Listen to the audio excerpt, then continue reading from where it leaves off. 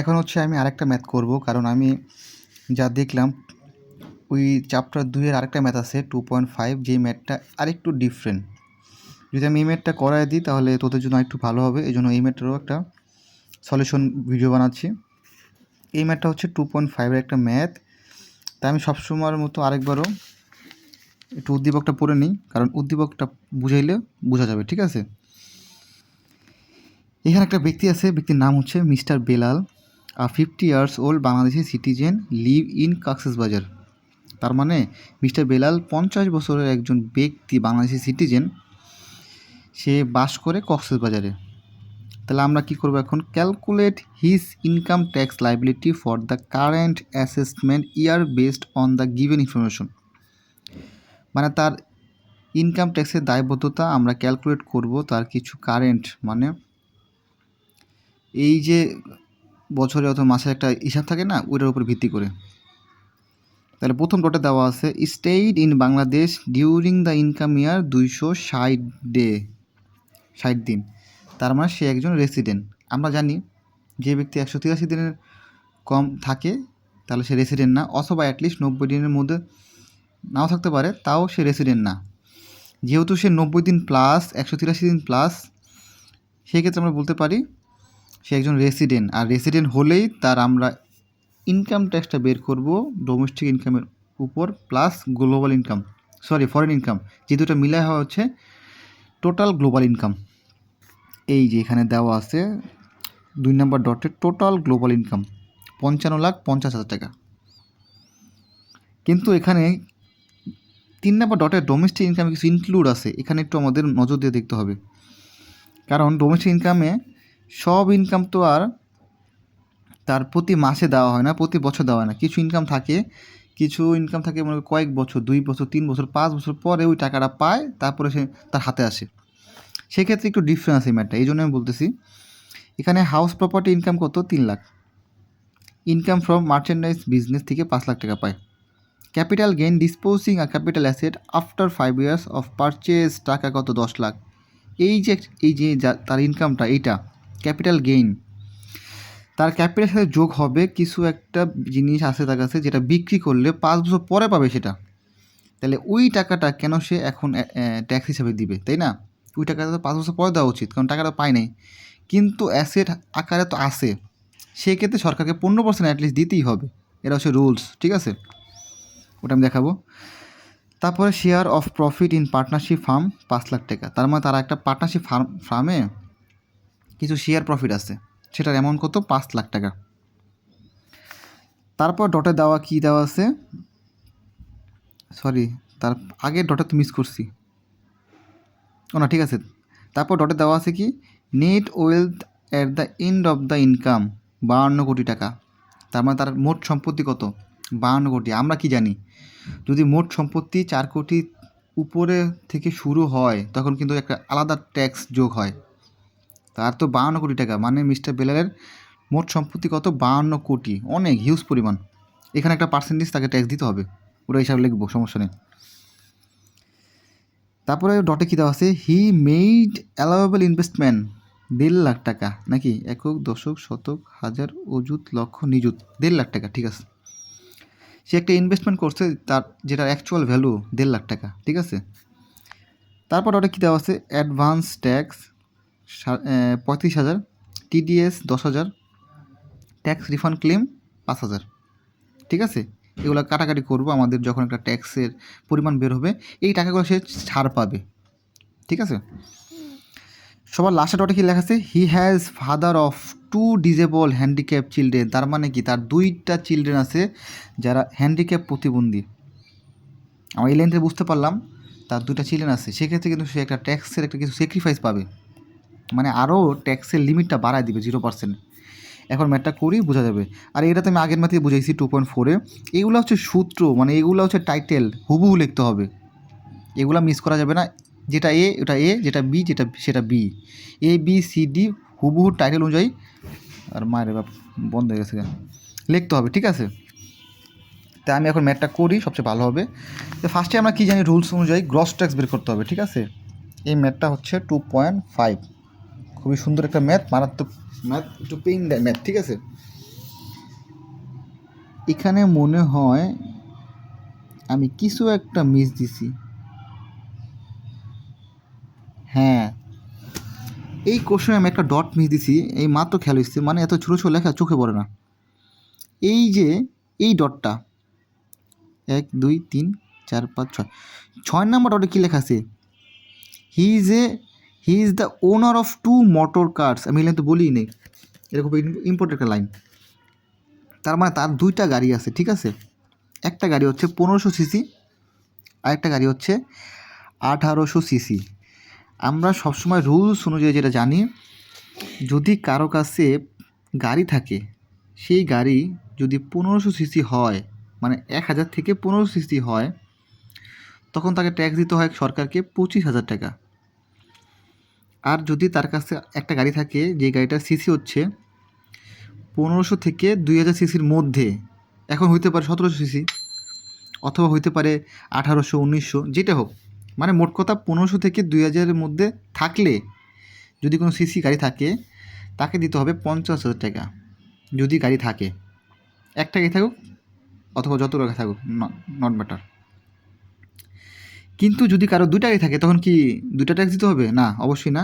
তখন যে কোনো একটা গাড়ি ট্যাক্স দিতে হবে। কিন্তু যেই গাড়িটার সিসি বেশি, ওই গাড়িটা যত টাকার ট্যাক্স আসবে, আমরা ওই গাড়িটা সিসি অনুযায়ী ট্যাক্সটা দিব।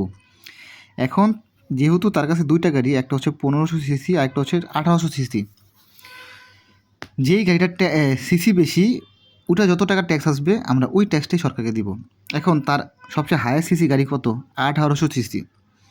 তাহলে আমরা রুলস অনুযায়ী জানি 1800 সিসির ট্যাক্স হচ্ছে 50,000 টাকা। তার মানে আমরা সরকারকে 50,000 টাকাই দিব, 2টা গাড়ি ট্যাক্স মিলাই দিব না। কারণ যদি আমরা 2টা গাড়ি ট্যাক্স মিলাই, কত হয়? 1500 সিসির জন্য 25,000 টাকা, আর 1800 সিসির জন্য 50,000 টাকা, 2টা মিলে হয় 75,000 টাকা। আমরা 75,000 টাকা কেন দিব? আমরা দিব যে কোনো একটা ট্যাক্স যেটা হায়ার সিসি, মানে দিব কত? 50,000 টাকা। ওকে, উদ্দীপক এখানে শেষ। ম্যাথ করব। ম্যাথটা হচ্ছে ফার্স্ট রুলস অনুযায়ী হচ্ছে গ্রস ট্যাক্স। আরে বাপ, এই বাগানতে গ্রস ট্যাক্স। গ্রস ট্যাক্স বের করার আগে আমি আরেকবার বলে নিই, আমরা আগে তার টোটাল ইনকামটা এখানে মনে মনে লিখে নিই। কত? 55 লাখ। বহুটে হালার ভিতর 55,50,000 টাকা। এত টাকা যদি মাসে ইনকাম করতাম, কোটিপতি। মাসে না, একটা বছরের ইনকাম। ঠিক আছে, কিন্তু তার একটা ইয়েও ছিল, আমি যেটা বলছিলাম, 10 লাখ টাকা সে 5 বছরের পরে পাবে। তার একটা ক্যাপিটাল গেইন ছিল, মানে একটা অ্যাসেট ছিল, যেটা বিক্রি করলে হয়তো বা 5 বছর পর টাকাটা পাবে। ওটা আমি মনে মনে মাইনাস করে দিই, মানে কত? 45,50,000 পয়সা। এটা মনে মনে, এটা লেখার কোনো দরকার নেই, আমি শুরুতে লিখছি। তার মানে বলতে পারি এটা হচ্ছে তার গ্লোবাল ইনকাম, টোটাল গ্লোবাল। আর এটা হচ্ছে তার অ্যাকচুয়াল ইনকাম, মানে অ্যাকচুয়াল ইনকাম। ঠিক আছে, এইটা আপাতত গ্রস ট্যাক্সে আমি অ্যাকচুয়াল ইনকামের একটা রুলস অনুযায়ী কাজ করব। ঠিক আছে, তাহলে তার মধ্যে আবার তার আছে 2টা প্রতিবন্ধী বাচ্চা। পার প্রতিবন্ধী বাচ্চার জন্য 50,000 টাকা ট্যাক্স 0% করা হয়। তার মধ্যে আর 2টা আছে 1 লাখ টাকা। ওই 1 লাখ টাকা যেহেতু মিস্টার বেলাল 50 বছরের একটা ব্যক্তি, তার জন্য ট্যাক্স কত পার্সেন্ট? 0%, 3.5 লাখ টাকা। কিন্তু 2টা বাচ্চা থাকার কারণে আরও 1 লাখ টাকা যোগ হবে। তাহলে কত লিখতে পারি? 4,50,000 টাকা হচ্ছে তার 0% ট্যাক্স, মানে 0 টাকা। রুলস অনুযায়ী কত? 1 লাখ টাকা যোগ হবে। এটা রুলস, আমি আগের মধ্যে বলছিলাম। এখানে 5 করে বাড়বে, মুখস্থ আমার, আমি এই জন্য ডাইরেক্ট লিখতেছি। 1 লাখে 5 কত হয়? 5% করলে 5,000 টাকা হয়। তাতেই লিখি, নাহলে ম্যাথটা বড় হয়ে যাবে। রুলস অনুযায়ী কত? 4 লাখ।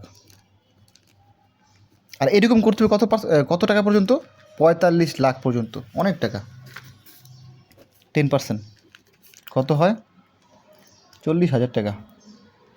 রুলস অনুযায়ী কত? 5 লাখ। কত? 15%। কত হয়? 75,000। আবার 5 লাখ নিতে হবে, এটা রুলস অনুযায়ী। এখানে এ পর্যন্ত যা লিখছি সব রুলস অনুযায়ী। 20% কত হয়? জানি না, বাই করতে হবে। 5 লাখে যদি 20% করি কত? 1 লাখ হয়। ঠিক আছে, মোটামুটি একটা হিসাব লাগে, কত হয়? 4 আর 1 5, 5 4 9, 9 5 14, 14 আর 5 19, আর কত লাগে? 45 করতে হলে 26 লাগে, ডাইরেক্ট 26 বসাই দিব। মানে এতটুকু হচ্ছে 20% রুলস। তারপর বাকি যত টাকা থাকবে উঠে লিখতে হবে। 26 লাখ বুট টাকা মা কি আর, ওটা হচ্ছে 25%, কারণ এখানে 5 করে যোগ হবে। 26 লাখে 25% করলে কত হয় ক্যালকুলেশন করতে হবে। 6,50,000 টাকা, অনেক টাকা ট্যাক্স শালা। এখন হচ্ছে আমাদের এই ক্যালকুলেশন করলে কত হয়? 45 লাখ। কিন্তু আমাকে আমার যেই 10 লাখ টাকা ক্যাপিটাল গেইন থেকে পাচ্ছি 5 বছর পর, ওটার উপরে ভিত্তি করে আমাকে ট্যাক্স দিতে হবে 15%। 10 লাখে 15% করলে কত হয়? 1.5 লাখ টাকা। তাহলে এখানে টোটাল কত হইলো? 55 লাখ হয়ে গেছে গা। এই পর্যন্ত হচ্ছে 45 লাখ, আর এই পর্যন্ত এই 10 যোগ করলে 55 লাখ। এখন এই যে ট্যাক্সের যে রেটটা বেরিয়েছে এটা যোগ করলে কত হবে? মেবি 10 লাখ 20,000 নাকি, আল্লাহ জানে। ওয়েট, একক দশক শতক হাজার অযুত লক্ষ নিযুত 10 লাখ। এই 10 লাখ হচ্ছে আমাদের গ্রস ট্যাক্স। এ নাম্বারের কাম শেষ। সরি, এ নাম্বার তো দেই নেই জায়গায়, এটা হচ্ছে বি নাম্বার। বি নাম্বার কি রুলস অনুযায়ী কী জানি? Tax rebate. ট্যাক্স রিবেট বের করার সূত্র কি? গ্লোবাল ইনকাম থেকে ভাগ যাবে হচ্ছে গ্লোবাল ইনকাম থেকে 3% যাবে, কাটতে হবে। আর একটা ইনভেস্টমেন্ট থাকে তার আছে, আমি দেখ বলছিলাম আসলে তো। এই যে কয় নম্বর ডট? এটা 5 number dot. He has made allowable investment 1.5 lakh টাকা। এখান থেকে 15% কাটতে হবে। কিন্তু তার আগে আরেকবার বলে নিই, এই ম্যাথের একটাই ভেজাল, সেটা হচ্ছে গিয়ে 10 লাখ 5 বছর পরে পাবে, এই জন্য ভেজাল। আমি যে লিখি সেটা হচ্ছে তার গ্লোবাল ইনকাম কত? তার গ্লোবাল ইনকাম হচ্ছে 55,50,000 টাকা। কিন্তু তার একটা ক্যাপিটাল গেইন ছিল। ক্যাপিটাল গেইন এটা তো 5 বছর পরে পাবে, তাই না? তো এইটার ট্যাক্স আমি কেন দেবো আগে? এটা মাইনাস করে দিব, মাইনাস 10 লাখ। কত হয়? 45 লাখ 45,50,000। এই ক্যালকুলেশন ভুল করা যাবে না। আমি যে মাঝে মাঝে ভুল করলেই চুদলিং পং বুঝুস নাই খিস, ভুল করা যাবে না। 45,50,000 একক দশক শতক হাজার অযুত লক্ষ হয় না, একটা শূন্য। কত হয়? এখন আমরা আমাদের এলিজিবল ইনকাম ধরবো এইটা, কারণ আমাদের 3% বের করতে হবে কি গ্লোবাল ইনকাম। কিন্তু গ্লোবাল ইনকাম যদি এটা ধরি, এটা একটা নেন সেভ হয়ে যাবে, কারণ তো 10 লাখ টাকা সে পায় না, ভাই কেন দিব? ঠিক আছে, তাহলে এখন বলতে পারি তার গ্লোবাল ইনকাম কত। এইটা এখানে একটু লিখে নিই, এটা হচ্ছে এলিজিবল অ্যামাউন্ট। এলিজিবল অ্যামাউন্ট বলা যায় যেটা। তাহলে এখন আমরা এটা ধরলাম এলিজিবল অ্যামাউন্ট 45,50,000। এটার থেকে আমি 3% কাটবো, ইন্টু 3% কাটবো। 3% কাটলে কত হয়? 3% কাটলে ক্যালকুলেশন করলে হয় 1,36,500। আর ইনভেস্টমেন্ট কত ছিল? 1.5 লাখ, তাই না? ইন্টু 15% কাটবো, তো আমরা আগের মধ্যেই শিখছি, এটা রুলস। কাটলে কত হয়? 2,25,000 টাকা। খারাপ না, বহুত টাকা। আর রুলসে কত? 10 লাখ। ওই যে আগের মধ্যে করছিলাম, রুলস ইজ রুলস। এখন ট্যাক্স রিবেট কত হবে? আমি আগেই ম্যাথে বলছি 2.4-এ, যেটা সবচেয়ে ছোটো এই তিনটার মধ্যে। আর এই 10 লাখ কোথা থেকে আসলো? এই 10 লাখ কিন্তু রুলসের, আবার মাইনাস হয়ে গেছে। আর কইস না, এই 10 লাখ করতে লিখছি, এটা থেকে এটা থেকে এটা 10 লাখ হচ্ছে রুলস, নিতে হবে। এই তিনটার মধ্যে সবচেয়ে ছোটো হচ্ছে 1,36,000 টাকা। তো এইটাই আমাদের eligible tax rebate. Eligible tax rebate কত? 1,36,500। বিশেষ গ্রস ট্যাক্সেস বিশেষ, কিন্তু সবসময় মনে রাখতে হবে যদি কারো শেয়ার প্রফিটেও টাকা থাকে ওটারও ট্যাক্স রিবেট বের করতে হবে। তারা এখানে আছে, আমি বলছিলাম এই যে share of profit in partnership firm 5 lakh টাকা, অত টাকাই টাকা, বুঝছে? এটারও বাই করতে হবে। তো সি নাম্বার আমি আবার লিখবো ট্যাক্স রিবেট। ট্যাক্স রিবেট বের করা কেন দরকার? ট্যাক্স রিবেট বের না করলে নেট ট্যাক্সটা বের করা যায় না, ঠিক আছে? এই জন্য ট্যাক্স রিবেট বের করতে হয়, সরি ট্যাক্স রিবেট, হ্যাঁ। তো tax rebate on profit farm, আমরা সূত্র কি জানি? শুধু জানি হচ্ছে গ্রস ট্যাক্স,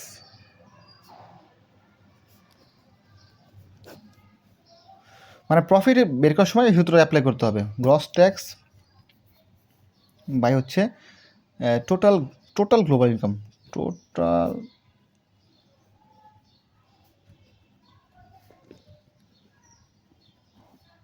ইন্টু 100। এই মোবাইল ধরতে ধরতে আজকে শেখাতে, ও মায়ের বাপ। আমরা গ্রস ট্যাক্স কত পাইছিলাম? 10,20,000 টাকা, পয়সা যেখানে আমি আছি সেখানে, একক, দশক, শতক, হাজার, অযুত, লক্ষ, নিযুত, ঠিক আছে। টোটাল গ্লোবাল ইনকাম কত? টোটাল গ্লোবাল ইনকাম 55 লাখ, আবার 45 লাখ ধরে লিস না, ঠিক আছে?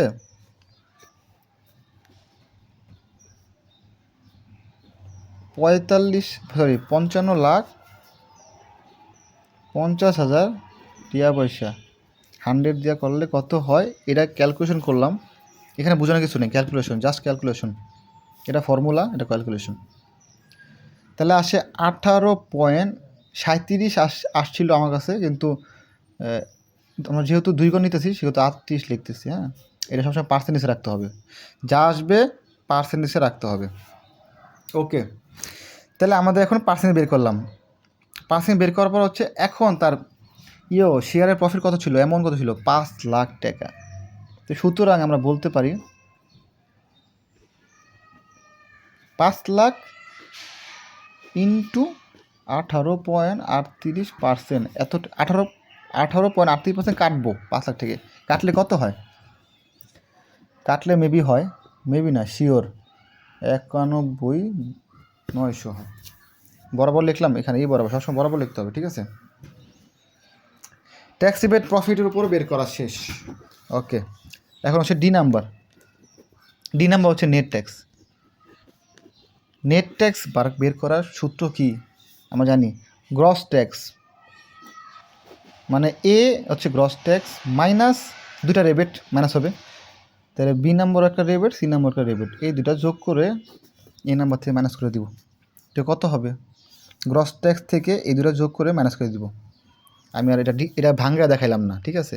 এটা তো আমরা জানি, গ্রস ট্যাক্স হচ্ছে এইটা, ট্যাক্স রিবেট এই একটা আর এই একটা, হ্যাঁ, এই দুটো যোগ করে মাইনাস করে দেবো। তো মাইনাস করলে কত হয়? মাইনাস করলে হয় আর মায়ের 7 লাখ টাকা, টাকা দিয়ে কমে না, টাকা দিয়ে প্রচুর। এটা হচ্ছে নেট ট্যাক্স, হ্যাঁ। নেট ট্যাক্স বের করা শেষ। ই নাম্বারে কী লিখবো? সারচার্জ। এটি কিন্তু মুছে রাখতে হবে, এই লাইনগুলো ভুল করা যাবে না, কারণ যদি উল্টাপাল্টা লেখা হচ্ছে কিন্তু ম্যাথের একটু ঝামেলা হয়ে যাবে, ঠিক আছে? ওকে, সারচার্জ বের করার সূত্র কি আমরা জানি? সারচার্জ বের করার সূত্র হচ্ছে তার সম্পত্তি নেট ওয়েল ভ্যালু কত ছিল? 52 কোটি টাকা। এই যে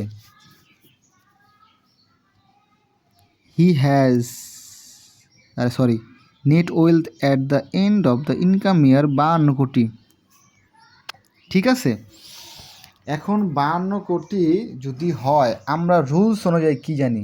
আমি এই রুলসটা এখানে লিখলাম, হ্যাঁ, এটা কিন্তু কোনো ম্যাথের অংশ না, আমি জাস্ট লিখতেছি, আবার এগুলো আবার লিখা দিস না।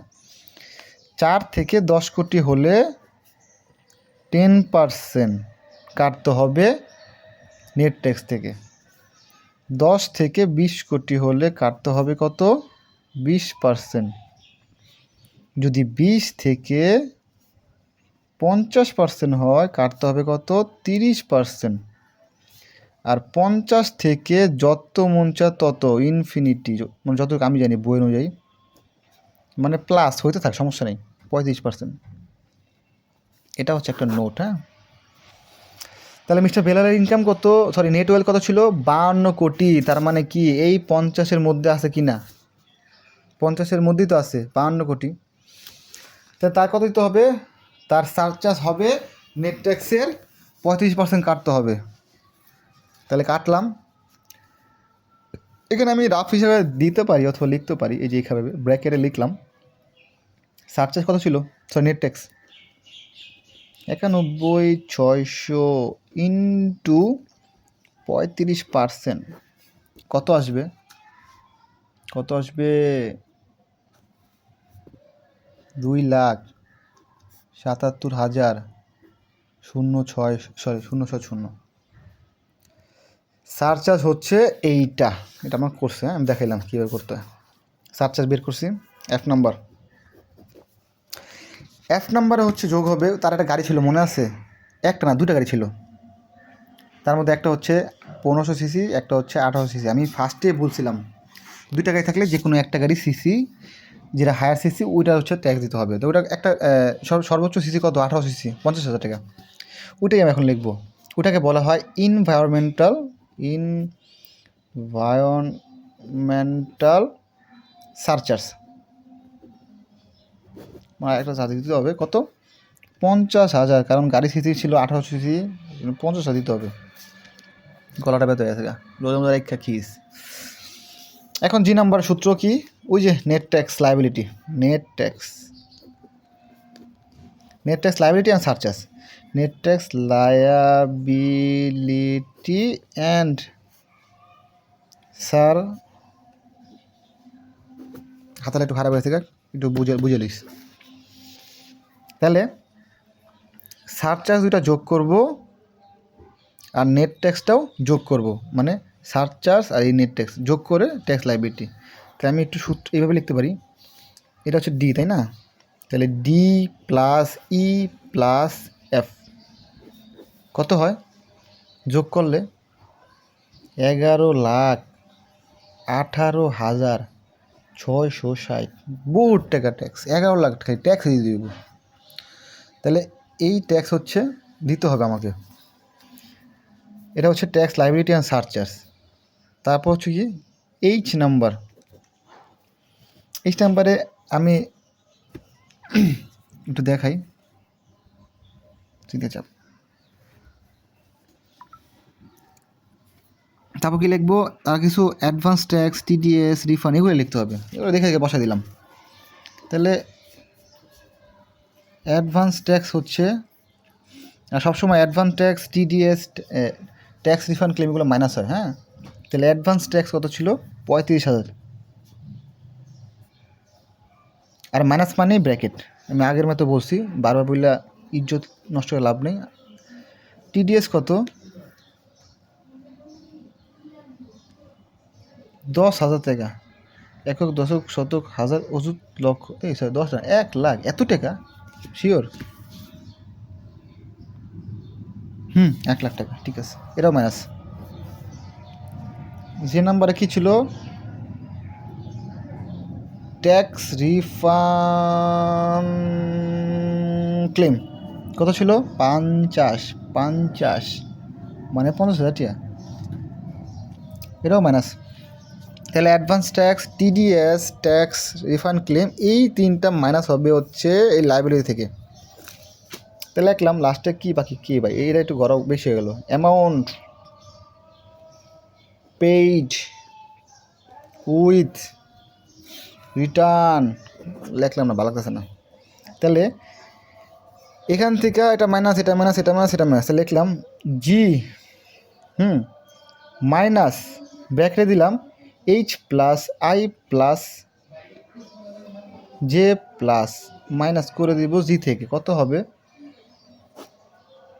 93, 36, 60, ম্যাথ শেষ। এটাই হচ্ছে তার অ্যামাউন্ট পেইড করতে হবে। তাহলে আমাদের 2.5 শেষ। Okay, best of luck in this case.